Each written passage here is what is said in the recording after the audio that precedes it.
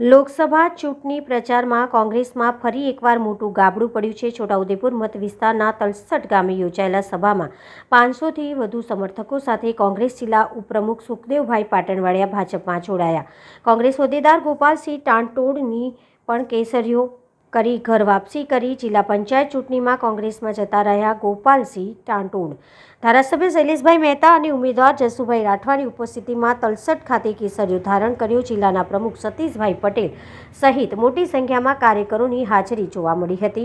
ધારાસભ્ય શૈલેષભાઈ મહેતાએ બંને કાર્યકરો ભાજપનો ખેસ પહેરાવી આવકાર્યા। ડભોઈ વિધાનસભાના ચાપડ તાલુકા પંચાયતના મત વિસ્તાર તલસટ ગામે મોદીનો પરિવાર સભા યોજાઈ હતી। કોંગ્રેસ પક્ષને ફરી એકવાર મોટો ઝટકો લાગ્યો છે। ગોપાલસિંહ ટાંટોડ અને સુખદેવ પાટણવાડિયા બંને 500 સમર્થકો સાથે કેસરીઓ ધારણ કર્યો।